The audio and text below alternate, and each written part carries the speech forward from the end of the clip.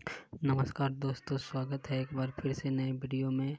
आज हम बात करेंगे स्वास्थ्य विभाग में आई 44,321 एएनएम की नई वैकेंसी जो आने वाली है उसके बारे में बात करेंगे।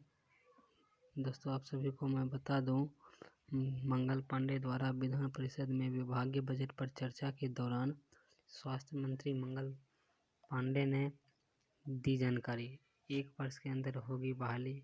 पेपर हिंदुस्तान के पेपर कटिंग में भी ये खबर आई है, तो एक बार फिर से मैं आप लोगों का पेपर कटिंग पढ़ के सुना दे रहा हूँ। स्वास्थ्य विभाग में 44,321 एएनएम की नियुक्तियाँ होगी। ये बातें मंगल पांडे के द्वारा कही गई है। पटना हिंदुस्तान ब्यूरो में ये खबर छपी है। स्वास्थ्य विभाग में अगले 1 वर्ष के अंदर 44,321 एएनएम नियुक्ति की जाएगी। इसमें राष्ट्रीय स्वास्थ्य मिशन के तहत 5,006 एएनएम की बहाली भी शामिल है। स्वास्थ्य मंत्री मंगल पांडे ने मंगलवार को विधान परिषद में स्वास्थ्य विभाग के बजट पर वाद विवाद के बाद सरकार की तरफ से जवाब देते हुए यह जानकारी दी है। उन्होंने बताया कि चालू वित्तीय वर्ष में 7468 एएनएम की नियुक्ति की जा चुकी है। अभी विभिन्न संवर्ग के तहत 39,095 नियमित और राष्ट्रीय स्वास्थ्य मिशन के तहत 5226 रिक्त अर्थात कुल 44,321 पदों पर नियुक्ति प्रक्रियाधीन है। यह अगले 1 वर्ष में पूरी कर ली जाएगी। विधान परिषद में स्वास्थ्य विभाग का 21,270 करोड़ लाख का बजट स्वीकृत हुआ। स्वास्थ्य मंत्री ने कहा कि सरकारी चिकित्सकों के निजी प्रैक्टिस पर भी रोक लगेगी और नीति बनाई जाएगी। ये रही निजी डॉक्टर का जो निजी प्रैक्टिस करते हैं, सरकारी डॉक्टर होके भी निजी प्रैक्टिस करते हैं, ये उनके बारे में। चलिए मैं बता दे रहा हूँ एएनएम के बारे में।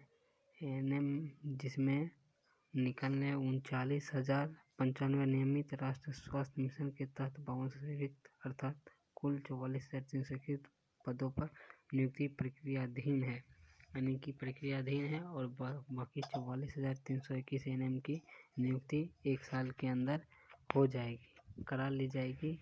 ये बात स्वास्थ्य मंत्री श्री मंगल पांडे ने कहा है। और इसमें स्वास्थ्य मंत्री मंगल पांडे ने ये भी कहा, आज़ादी के बाद 58 सालों में बिहार सिर्फ 9 मेडिकल कॉलेज थे। बिहार में थे 9 मेडिकल, इनमें 6 सरकारी और 3 निजी थे। वर्तमान में 27 मेडिकल कॉलेज और अस्पताल हैं। जन निजी भागीदारी पीपीपी मोड के तहत नए कॉलेजों स्थापित हो रहे हैं। अगले 2 माह के अंदर पटना में 400 बेड का ऑर्थोपेडिक अस्पताल शुरू हो जाएगा। शंकर आई फाउंडेशन निर्माण चल रहा है, मतलब आँख का भी अस्पताल खोला जाएगा स्वास्थ्य विभाग के द्वारा। ये जितने भी कार्य हो रहे हैं, ये 7 निश्चय पार्ट 3 के तहत ये ली गई फैसले, ये सभी फैसले 7 निश्चय योजना 3 के तहत ली गई फैसले हैं। तो आप सभी बच्चों के लिए खुशखबरी है। जो बच्चे शुरू से लगे हुए हैं, तैयारी कर रहे हैं, उन सभी के लिए तो तैयारी करते रहें। ये परमानेंट वाला किसी भी हालत में छोड़े नहीं, यही आप लोगों की भविष्य और नींव रखेगी। तो आप लोग तैयारी करते रहिए, मज़े से पढ़ते रहिए, पढ़ाई को छोड़ना नहीं है। टाइम पास करिए, मतलब पढ़ाई के बाद थोड़ा टाइम पास करिए, लेकिन पढ़ाई में लगे रहिए, पढ़ाई को जाने मत दीजिए। ये सारी बातें मंगल पांडे के द्वारा ऑफिशियल कही गई है और जेडीयू के ऑफिशियल वेबसाइट पे भी, ट्विटर के हैंडल पर भी ये पोस्ट की गई है रिक्त पदों के बारे में। तो फाइनल है, 1 साल 1.5 साल के अंदर सभी की बहाली हो जाएगी। जितने भी बच्चे हैं, मन लगा के लगे रहिए। थोड़ा पढ़ने में जो कमज़ोर है, उनका भी होने का चांस ज़्यादा से ज़्यादा है।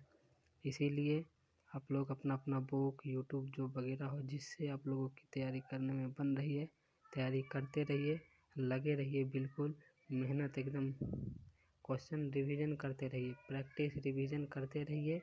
उसके बाद जो होना होगा आगे होगा, लेकिन जल्द ही ये सारी हो जाएगी।